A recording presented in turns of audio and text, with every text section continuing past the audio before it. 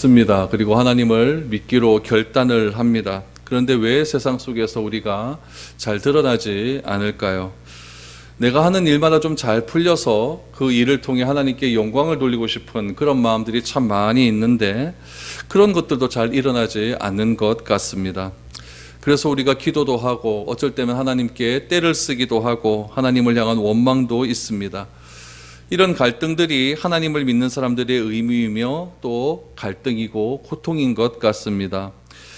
이스라엘 백성들이 오늘 본문 속에서 다른 나라처럼 우리에게도 왕을 달라라고 하는 요구는 오늘날 우리가 신앙 안에서 경험하는 갈등과 다르지 않습니다. 왜 하나님을 모르는 사람처럼 우리들은 행복하지 못하고 부유하지 못하고 넉넉하지 못하고 잘 살지 못하는가에 대한 의문들이 우리에게 있는 것입니다.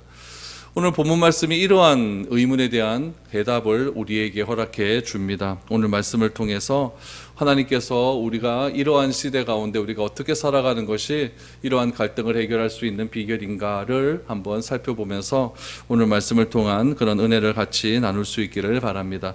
먼저 1절에서 3절 말씀 한번 보시기 바랍니다. 사무엘이 늙음에 그의 아들들을 이스라엘 사사로 삼으니 장자의 이름은 요엘이요 차자의 이름은 아비아라. 그들이 브엘세바에서 사사가 되니라. 그들의 아들들의 자기 아버지의 행위를 따르지 아니하고 이익을 따라 뇌물을 받고 판결을 굽게 하니라. 먼저 사무엘이 늙었다라고 말을 합니다. 어떤 학자들은 사무엘의 이때의 나이가 50세라고 말을 하는 사람도 있고 어떤 사람은 70세라고 말하는 사람도 있고 어떤 사람은 72세라고 말을 하는 사람도 있습니다. 정확한 나이는 잘 모르겠습니다. 잘 모르겠지만 성경에는 지금 무엇이라고 말하고 있냐면 사무엘이 지금 늙었다라고 말을 하고 있습니다. 그래서 아들을 브엘세바의 사사로 삼았다라고 말을 합니다. 우리도 잘 알다시피 성경에 보면 세습직이 있습니다. 세습직은 제사장직이 세습직입니다. 그래서 레위 지파 사람들은 다 제사장직으로서 아버지가 제사장이면 아들도 제사장이 될 수가 있습니다. 그런데 사사는 세습직이 아닙니다. 사사는 하나님께서 필요에 따라서 사사를 불러 세우십니다. 그렇기 때문에 아버지가 사사라고 해서 내가 사사가 될 수 있는 그런 직은 아닙니다. 오늘 본문 말씀에 보니까 사무엘이 늙음에 그의 아들들을 이스라엘의 사사로 삼았다라고 하는 것은 사무엘이 가지고 있었던 사사의 권한과 직책 또 책임들을 아들들에게 맡겼다라고 하는 것으로 이해하면 좋습니다. 직분이 계승된 게 아니라 사사로서 해야 될 여러 가지 책임들이 있지 않습니까? 그 책임을 아버지가 나이가 많기 때문에 아들들에게 이렇게 맡겼다라고 이해하는 것이 좋습니다. 그런데 그것을 어디에다 맡겼느냐? 브엘세바에다 맡겼다라고 말합니다. 브엘세바는 이스라엘 최남단입니다. 최남단이고 그 남단에서 서쪽으로 가면 어디와 경계를 이루고 있냐면은 블레셋과 경계를 이루고 있습니다. 여러분, 우리나라도 이렇게 보면은 북한 땅하고 경계를 이루는 지역이 민심이 잘 좋지 않습니다. 항상 그 사람들의 민심은 좀 불안하고 저 적군이 쳐들어오면 어떻게 하는가에 대한 불안 심리가 많기 때문에 어떤 중앙정부에서 정치력이 좀 그들에게 대한 관심이 좀 떨어지거나 조금 소홀하다 싶으면은 그곳 사람들이 굉장히 좀 힘들어하는 경우를 보게 되는 것이죠. 오늘 본문 말씀 속에서도 사무엘이 자기의 아들들을 브엘세바로 보낸 이유는 무엇이냐면은 블레셋 때문에 그렇습니다. 아무래도 그 지역 사람들의 마음이 블레셋 때문에 늘 언제나 불안하고 어려움을 당하고 있으니까 그 지역 사람들의 마음을 잘 다독였으면 좋겠다라고 하는 그런 마음으로 사무엘은 그 두 아들을 브엘세바로 보냈던 것입니다. 그런데 그 아버지 사무엘의 그런 기대와는 달리 이 두 아들은 어떻게 했느냐? 판결을 굽게 했다라고 나오죠. 판결을 굽게 했다. 3절에 보니까 이익을 따라 뇌물을 받고 판결을 굽게 했다. 여러분, 구약 성경에 나타난 하나님께서 백성들에게 요구하시는 가장 큰 덕목은 무엇이냐면 정의와 공의입니다. 정의롭게 행하고 공의에 따라 행하라고 하는 것, 그것이 하나님께서 이스라엘 백성들에게 요구하는 것이죠. 그런데 지금 사무엘의 그런 명령에 따라서 브엘세바에서 사사의 책임을 맡아야 될 사람들이 뇌물을 받고 이익에 따라 재판을 굽게 했다라고 하는 것은 굉장히 이거는 좋지 않은 그런 행동입니다. 사사가 영어로 저지라고 그러면 저지라고 하는 뜻이 재판관이라고 하는 뜻입니다. 그런데 이 재판관이라고 하면은 우리 지금의 이해로는 어떻게 하냐면 옳고 그름을 가리는 것 아니겠습니까? 그래서 옳은 사람은 손을 들어주고 그른 사람은 감옥에 가게 하는 그것이 재판관인데, 이때의 사사의 직분은 오늘날의 사사의 이 재판관의 직분과는 조금 다릅니다. 그래서 어떤 두 사람이 서로 잘못한 경우가 있어서 재판을 받기 위해서 오면은 잘한 사람은 좀 양보하고 못한 사람은 회개를 해서 잘한 사람에게는 하나님의 말씀도 들어가고 못한 사람에게도 하나님의 말씀이 들어가서 서로 피차간에 하나님의 말씀 가운데 화해하게 하기 위한 그런 일을 행하는 것이 그 당시 사사가 재판하는 일의 가장 중요한 일이었다는 이야기죠. 오늘날과는 조금 다르죠. 그런데 지금 이 두 아들이 어떻게 했냐면 재판을 굽게 했다라고 하는 것은 하나님의 말씀대로 행하지 않았다라고 하는 그런 의미가 담겨져 있습니다. 특히 이 두 아들의 이름이 너무너무 좋습니다. 첫째 아들의 이름이 요엘, 여호와는 하나님이시다. 두 번째 아들의 이름은 아비야, 여호와는 아버지시다. 얼마나 좋은 이름을 가지고 있습니까? 이름을 통해서 그 당시는 자신의 신앙 고백을 다 하는 것이죠. 요즘 말로 하면 뭐 하준이 뭐 이런 거죠, 그렇죠? 예은이 뭐 이런 것들, 이런. 그러니까 이 시대 사람들은 사무엘은 여호와는 하나님이시다, 여호와는 아버지시다, 이렇게 자기 아들의 이름을 딱 지어 놓았으니까 사람들이 봤을 때 진짜 우리 사무엘 선지자님의 그런 신앙은 다르다라고 생각을 했습니다. 그런데 자녀들의 이름은 좋게 지었는데 신앙이 아버지의 신앙을 그대로 이어받지 못했다는 이야기입니다. 당시 하나님께 인정받았던 사무엘이 왜 아들들의 신앙은 이렇게 잘 관리가 되지 않았을까요? 우리가 정확한 이유는 알 수가 없지만 추측은 좀 할 수가 있습니다. 사무엘이 몇 살 때부터 자기의 부모를 떠났냐면 3살 때 부모를 떠나지 않았습니까? 그러다 보니까 부모의 사랑을 사무엘은 경험하지 못했습니다. 아버지의 사랑을 경험하지 못했고 어머니의 사랑을 경험하지 못하고 그냥 성전에서 그렇게 엘리의 손에서 그렇게 자라왔었습니다. 그러니까 가정의 분위기가 무엇인지 모르죠. 아버지와 어머니와 또 자녀들이 앉아서 따뜻하게 그래 대화하고 밥 먹고 식사하면서 사랑의 이야기를 나누는 그런 것들은 이 사무엘은 어린 시절부터 경험하지 못했습니다.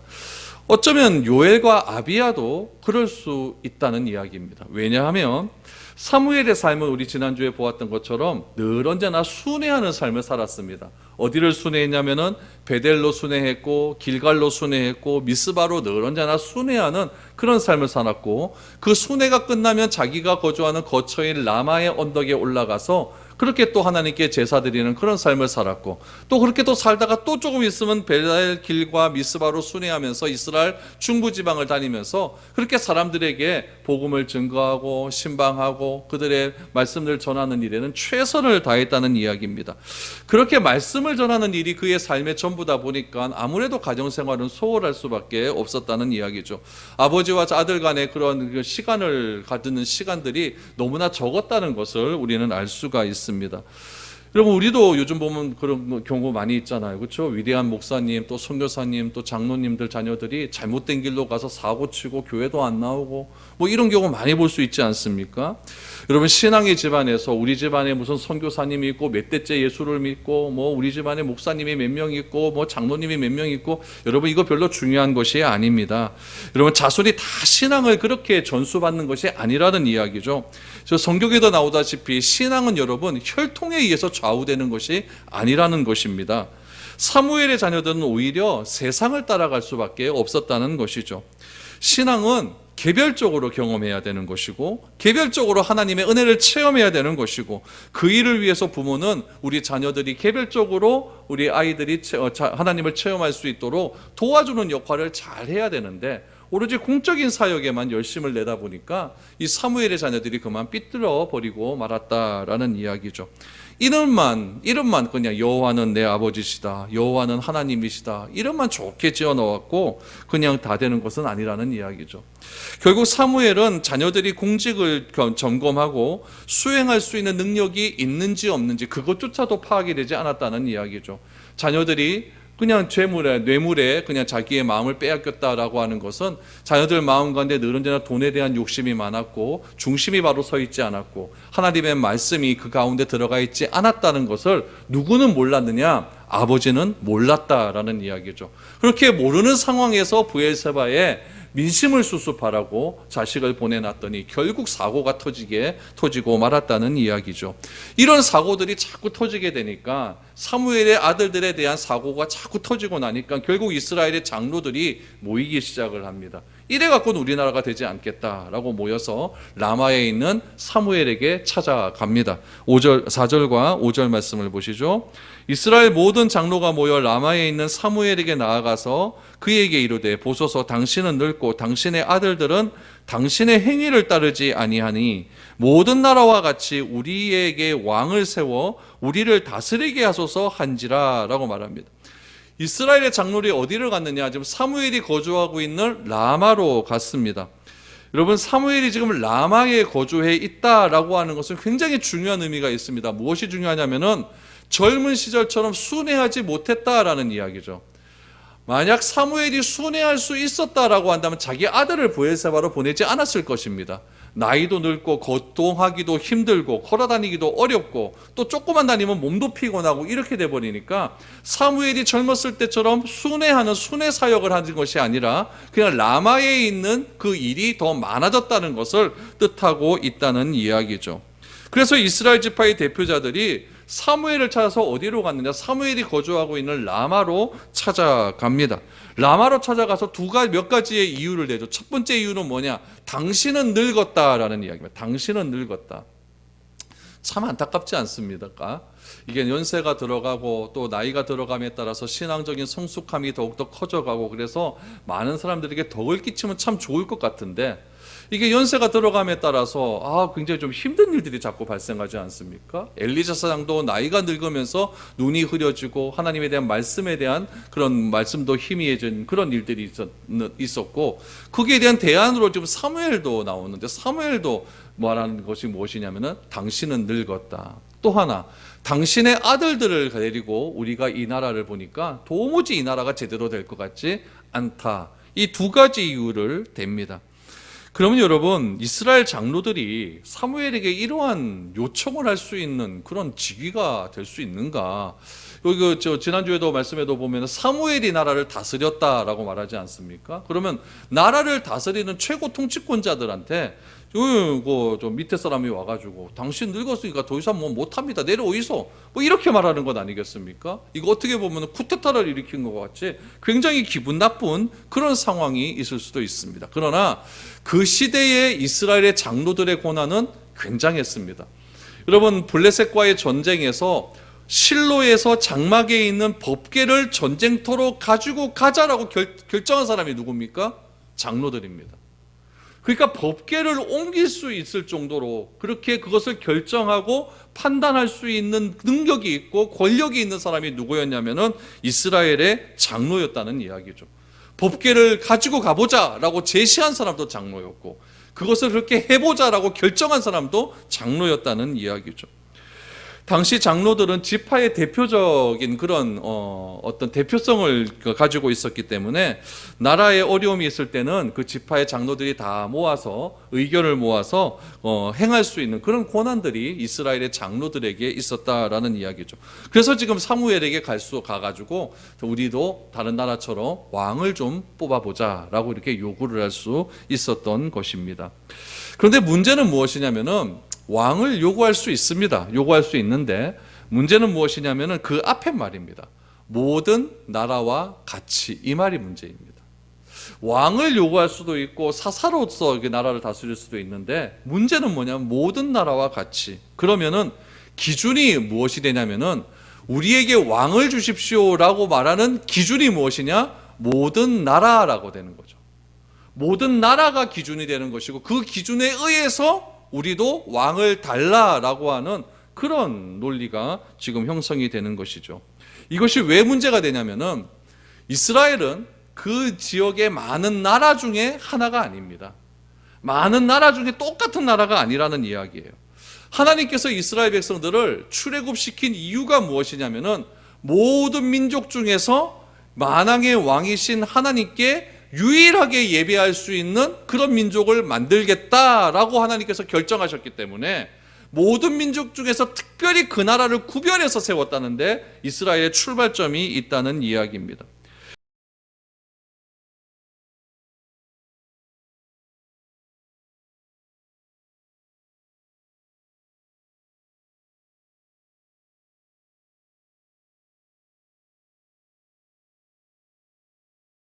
받지 않고 특별한 나라로 세우셨기 때문에, 거룩한 제사장 나라로 세우셨기 때문에 우리가 이렇게 존재하는 것이다. 이것을 항상 기억하고 있어야 되는데, 지금 이 장로들이 제시하는 기준은 무엇입니까? 특별한 나라가 아니라 모든 나라와 같이, 여기에 문제가 있다는 이야기죠. 이스라엘이 왕이 있느냐 왕이 없느냐 이것이 문제가 아니라 왕이 누구인지 모르고 있다, 이것이 문제라는 이야기죠. 그래서 하나님께서는 이스라엘 백성들을 출애굽시키실 때 이스라엘의 존재 이유가 무엇인지를 분명히 말씀해 주셨습니다. 우리 성경 한 절 볼까요? 레위기 20장 26절 말씀을 보면은 이렇게 나와 있습니다. 너희는 나에게 거룩할지어다. 이는 나 여호와가 거룩하고 내가 또 너희를 나의 소유로 삼으려고 너희를 만민 중에서 구별하여 씀이니라 라고 말하죠. 하나님은 거룩하십니다.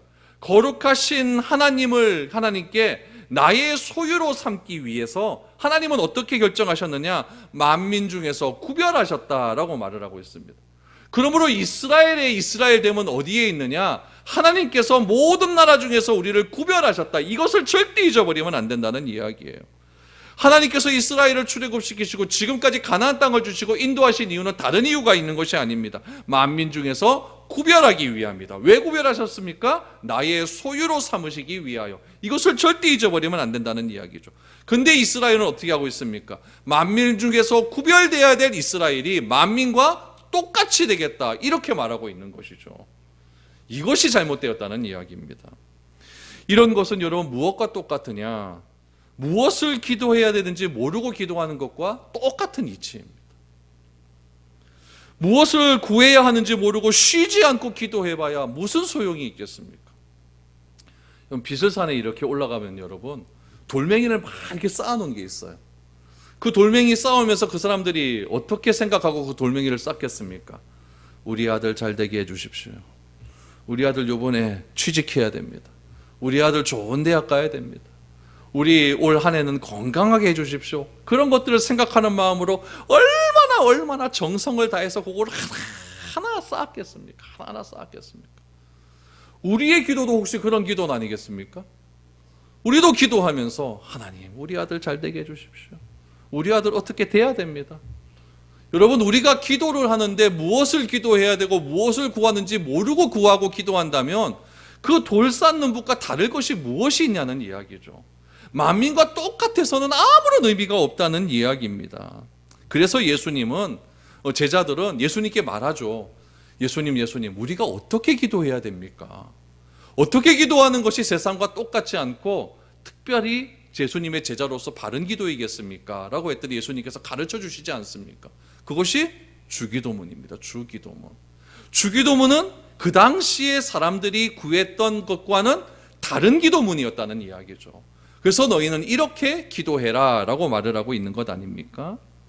우리가 기도하는 것, 우리가 예배하는 것, 우리가 찬양하는 것, 다양한 것들, 교회 안에서 존재하는 여러 가지 종교적인 행위들이 우리가 왜 이것을 행하는지 모르고 한다면은 세상의 다른 종교와 여러분 전혀 차이점이 없다는 이야기죠.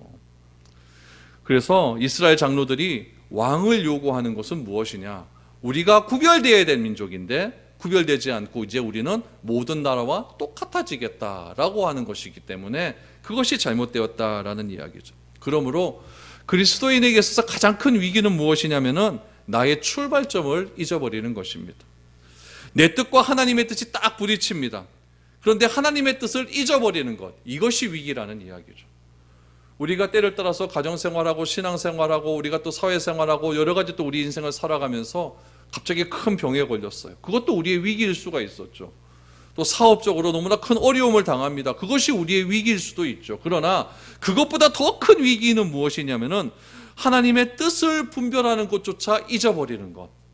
그것이 모든 위기의 뿌리라는 것을 우리는 기억해야 됩니다. 그런 의미에서 장로들은 이스라엘을 왜 세우셨는가를 잊어버리고 있는 것입니다.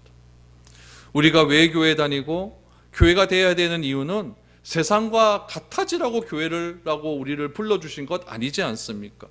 세상과 우리는 구별됨으로 하나님의 백성이라고 세상 속에서 드러나야 되는 것이고, 그 드러남을 예수님은 뭐라고 말씀하셨냐면은 너희는 세상에 빛이 되어야 되고 너희는 세상의 소금이 되어야 된다라고 하는 그런 것으로 우리에게 말씀해 주셨는데, 우리는 세상의 빛이 되고 세상의 소금이 되지 못하고 세상과 똑같이 동일화되어 버리는 그런 삶을 살아가 버리게 되니까 굉장히 이것이 우리 신앙인들 가운데 큰 위기라는 이야기입니다. 그러므로 우리가 출발점을 놓쳐버리고 열심히 살아가는 것, 우리가 가야 할 목적지를 놓쳐버리고 부지런해지는 것은요, 여러분 굉장히 위험한 일입니다. 차라리 게으른 것이 낫죠. 그래서 우리는 항상 우리의 출발점이 어디서부터인지 기억해야 됩니다. 우리의 출발점은 어디서부터 시작이 됩니까? 그리스도께서 우리를 구원하시고 우리를 구별해 주시기 위해서 십자가에 못 박혀 죽으셨고 부활하셨다.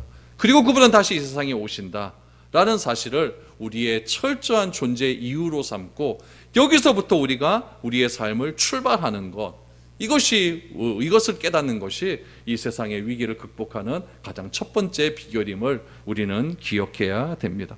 그래서 사무엘은 이스라엘이 굉장히 범죄했을 때, 우리 사무엘상 7장 3절 우리 다시 한번 봤으면 좋겠는데, 사무엘상 7장 3절에 보니까 이렇게 나오죠. 사무엘이 이스라엘 온 족속에게 말하여 이르되 만일 너희가 전심으로 여호와께 돌아오려거든 이방신들과 아스라롯을 너희 중에서 제거하고 너희 마음을 여호와께로 향하여 그만을 섬기라. 그리하면 너희를 블레셋 사람의 손에서 건져내시리라. 이스라엘은 블레셋 사람 속에서 늘 언제나 괴롭힘을 당하지 않았습니까? 그때 사무엘이 제시한 것은 제거하고 섬기라. 그랬더니 얘네들이 진짜 제거하고 섬기기 시작하지 않습니까? 그래서 사무엘이 미스바로 모여라. 그래서 미스바로 모였더니 철저하게 하나님께 회개하고 금식하고 우리가 여호와께 범죄하였나 나이다라고 하는 그 놀라운 그런 미스바 대각성 운동이 일어나게 되었고, 그 미스바에서 회개했던 그런 일들로 인해서 블레셋 사람들이 쳐들어왔을 때 하나님께서 큰 우레를 바라심으로 하나님께서 놀라운 능력을 그들 가운데 보여주시지 않았습니까? 그래서 그 능력을 기념하기 위해서 에베네셀이라고 하는 그런 돌도 세워서 기념했습니다. 그런데 참 중요한 것은 무엇이냐면은 그들이 회개를 하고 그들이 여러 가지 자기 마음속에 있는 아스라로스를 버리고 바알신을 버리고 여러 가지 이방신을 버리고 하나님을 섬겼다고는 하지만 그 중심에서 나오는 그 진정한 회개가 일어나지 않았다는 데 있습니다. 여러분 구약 성경을 쭉 읽어보시면 이스라엘이 진짜 회개한 적은 한 번도 없습니다. 이스라엘이 출애굽 나올 때 얼마나 기뻐하고 하나님을 찬양했습니까? 근데 그냥 물 하나 때문에, 마라에서 나오는 물 하나 때문에 하나님을 원망하고 난리가 나지 않습니까?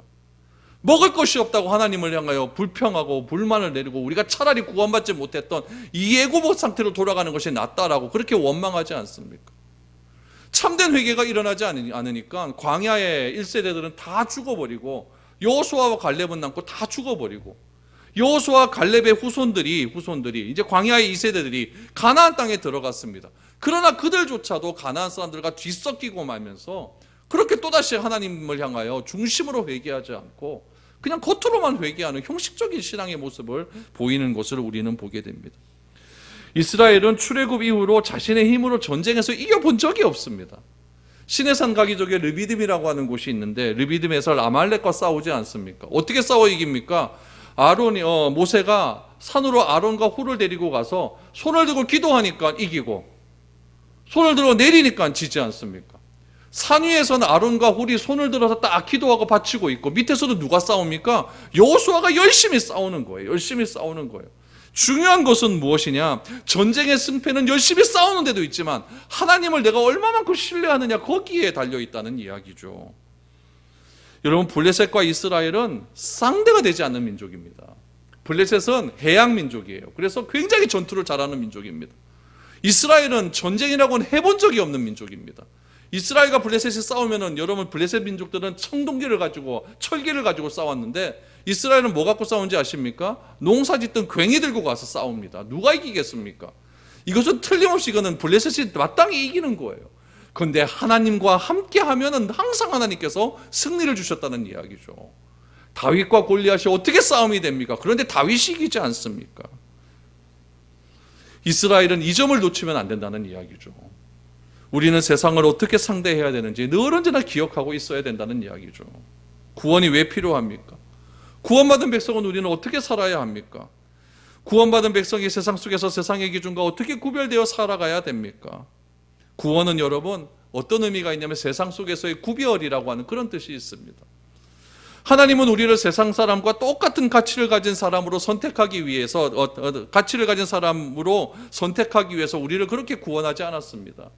세상과 똑같은 사람으로 만들기 위해서 자신의 아들을 그렇게 우리에게 주시지 않았다는 이야기죠. 뭔가 다른 방법으로 그렇게 세상을 살아가라. 문제가 발생했을 때 세상이 원하는 그런 방법으로 문제를 풀지 말고 너희는 다른 방법으로 문제를 풀어야 된다. 그것을 알려주기 위해서 예수님을 이 땅에 보내어 주셨고 십자가에 달려 죽으시게 하셨고, 세상 사람들은 이 믿음을 어리석은 믿음이라고 말을 하지만, 어리석은 지혜라고 말을 하지만, 이것을 받아들이는 사람에게는 모든 사람에게 능력이 되는 그런 지혜를 우리에게 주신 것 아니겠습니까? 그러므로 우리는 모든 나라처럼 우리에게도 왕을 달라라고 하는 장로들의 요구가 우리의 요구가 되어서는 안 된다는 이야기입니다. 우리는 문제를 풀어감에 있어서 똑같은 상황에 있어서 같은 방법으로 문제를 풀어가는 것이 아니라 다른 방법으로, 우리는 하나님의 선택된 민족이다, 선택된 백성이다라고 하는 그 마음을 가지고 세상의 문제를 하나씩 그렇게 풀어가야 된다는 이야기입니다. 오늘 본문은 우리에게 그것을 말해주고 있는 것입니다. 이스라엘 장로들의 오류는 무엇이었냐면은 모든 나라처럼 우리에게도 왕을 주소서, 이것이 가장 큰 문제였다는 이야기죠. 6절 7절을 보십시오. 우리에게 왕을 주어 우리를 다스리게 하라 했었을 때에 사무엘이 그것을 기뻐하지 아니하여 여호와께 기도하매 여호와께서 사무엘에게 이르시되 백성이 내게 한 말을 다 들으라. 이는 그들이 너를 버림이 아니요 나를 버려 자기들의 왕이 되지 못하게 함이니라. 사무엘이 기가 막힙니다. 그래서 기도하는 거죠. 그랬더니 하나님은 사무엘에게 말씀하십니다. 이스라엘 장로들이 왕을 요구한 것은 사사로서 나라를 다스리고 있는 사무엘을 버린 것이 아니라 하나님을 버렸다라고 이렇게 진단을 해 주십니다. 이스라엘은 하나님만 섬기고 왕으로 삼아서는 이 세상을 이길 수 없다라고 하는 것입니다. 이런 생각과 상황 속에서 그리스도인들의 갈등은 점점 커져갈 수밖에 없는 것이죠. 이 어려운 시기를 우리가 어떻게 이겨낼 수 있을까? 8절 9절 보십시오. 내가 그들을 애굽에서 인도하여 낸 날부터 오늘까지 그들이 모든 행사로 나를 버리고 다른 신을 섬김같이 내게도 그리하는도다. 그러므로 그들의 말을 듣되 너는 그들에게 엄히 경고하고 그들을 다스릴 왕의 제도를 가르치라. 8절 9절이 굉장히 하나님께 중요하죠. 처방전이 내린 겁니다. 무엇이냐? 하나님은 왕정 체제를 반대한다, 반대 안 한다? 반대하지 않았습니다. 사사제도가 중요한지 왕의 제도가 중요한지 하나님의 관심은 거기에 있는 것이 아니에요. 뭐 왕이 다스리든 사사가 다스리든 그 하나님 그게 뭐가 그래 중요합니까? 하나님이 궁극적인 통치를 받아들인다고 한다면 왕이 다스리든 사사가 다스리든 그건 별로 중요한 것 아니라는 이야기입니다. 하나님은 뭐가 중요하냐? 지금 뿌리가 중요하다는 이야기예요. 8절을 보십시오. 내가 그들을 애굽에서 인도하여 낸 날부터 오늘까지 그들이 모든 행사로 나를 버렸다라고 말하지 않습니까? 한 번도 나에게 참된 것으로 보여준 적이 없다는 이야기죠. 그것처럼 이 백성은 지금 너를 버리고 있는 것이다 라고 말을 하고 있는 것입니다. 그러므로 하나님은 뿌리가 중요한 것이고 중심이 중요한 것이지 출발이 중요하기 때문에 제도는 별로 문제가 되지 않습니다. 어떤 마음으로 내가 이것을 행하는가가 중요하다는 이야기죠. 실제로 이스라엘은 미스바에서 물을 붓고 여호와의 얼굴에 붓고 금식하며 우리가 여호와 앞에 범죄했다라고 회개를 하지 않습니까? 그러나 여러분, 이스라엘은 회개를 통해서 더 이상 바알과 아스라도 신을 찾지 않았을지 모르지만은 그들의 중심은 하나님께 나아가지 않았다라고 하는 것이 하나님의 진단이라는 이야기죠. 그래서 여러분, 이스라엘 백성들이 이런 출발점을 다 잊어버렸기 때문에 그들의 상징적인 요구는 무엇이냐면은 우리도 모든 나라처럼 왕을 달라라고 기도하는 겁니다. 그러면 여기서 우리가 또 하나 생각해야 될 것이 있습니다. 이스라엘의 장로들이 모였을 것 아닙니까? 모여갖고 회의를 했을 것 아닙니까? 사무엘은 늙었고 사무엘의 아들들이 하는 일들을 딱 보니까 이 나라가 이렇게 돼서는 안 된다, 이렇게 회의를 했을 것 아닙니까? 회의하면서 하나님께 기도했을까요, 안 했을까요? 했겠죠. 기도를 간절히 했을 겁니다. 기도를 간절히 하고, 우리가 사무엘에게 가서 당신은 늙었고 당신의 아들 보이 비전이 없습니다. 그러니까 우리도 모든 나라들처럼 왕을 세우게 해 주십시오 라고 말하는 것이 옳다라고 생각했기 때문에 사무엘에게 갔을 것 아닙니까? 그러면 장로들이 기도한 내용은 뭐가 다를까요? 이게 뭐가 문제가 되었을까요? 이런 문제에 대해서 다윗은 이렇게 고백을 하고 있습니다. 시편 106편 15절 말씀을 보십시오. 기도 응답 받았는데 왜 이렇게 됐을까? 그러므로 여호와께서 그들이 요구한 것을 그들에게 주셨을지라도 그들의 영혼은 쇠약하게 하셨도다라고 말을 하고 있습니다. 여러분, 하나님께서 기도의 요구를 허락하셨지만은 마지못해 허락하실 수 있다라는 이야기입니다. 그래서 그 기도가 그들이 요구한 것을 그들에게 주셨을지라도 그것이 나에게 응답이 됐는데 오히려 그 응답된 내 영혼이 사가 들어간다는 겁니다. 다윗이 그렇게 기도하고 있는 거예요. 그렇게 되면 우리의 영혼이 너무나 어려워진다는 이야기죠. 기도의 응답이 왔으면 더 기쁨이 와야 되는데 더 어려워집니다. 더 마음이 불편해집니다. 이런 경우가 있을 수 있다는 이야기죠. 우리가 하나님께 때를 써서 기도함으로 응답이 되면은 내 감정이 더 좋아야 되는데 감정은 점점 안 좋아지고 불만은 쌓아지고 기쁨이 사라진다. 이것이 우리 영혼이 쇠약해져가는 증거 아니겠습니까? 그리고 그 일 때문에, 그 응답 때문에 다른 사람과 비교가 되기 시작되고 시기와 질투에서 벗어나지 못한다. 이것은 여러분 좀 생각해 봐야 될 문제가 아니겠습니까? 장로들이 기도함으로 사무엘에 가서 요구를 했는데 그 요구가 오히려 하나님의 뜻에 맞지 않는 요구가 되었습니다. 그리고 그 이스라엘은 점점 쇠약해져가는 그런 원인의 결과가 거기서부터 출발이 되어져 간다는 것을 우리는 기억해야 됩니다. 여러분, 오늘 본문에서 분명히 알아야 될 사실은 왕이 누구인지 분명히 알아야 됩니다. 우리는 누구의 통치를 받으며 살아가야 되는가를 분명히 알아야 된다는 이야기죠. 나의 출발점이 어디인지 알아야 됩니다. 왜 나를 세상에서 구별해 주심으로 구원해 주셨는지를 절대 놓치면 안 됩니다. 그러면 악순환은 계속해서 되어져 가는 것이죠. 우리를 부르셔서 구별해 주시고 세상의 방법이 아닌 하나님의 방법으로 이 세상을 살기를 원하시고 세상의 문제를 해결해 나가시기를 원하시는 하나님의 마음을 우리는 깊이 알아야 될 줄로 믿습니다. 그것이 하나님께서 오늘 이 말씀을, 이 사건을 우리에게 듣게 하신 이유입니다. 바라건대 우리의 삶 속에서 진짜 구별된 사람으로서 삶을 살아갈 수 있기를 바랍니다. 그래서 세상과 똑같은 가치를 가지고 살아가는 것이 아니라 다른 가치를 살아감을 통해서 우리의 선택이 세상 사람들이 보기에 어리석은 선택이라 할지라도 그 선택이 모든 사람의 능력이 주시는 하나님의 지혜가 된다는 사실을 믿으시고 그 믿음대로 행할 수 있는 저와 여러분들이 될 수 있기를 축복드립니다.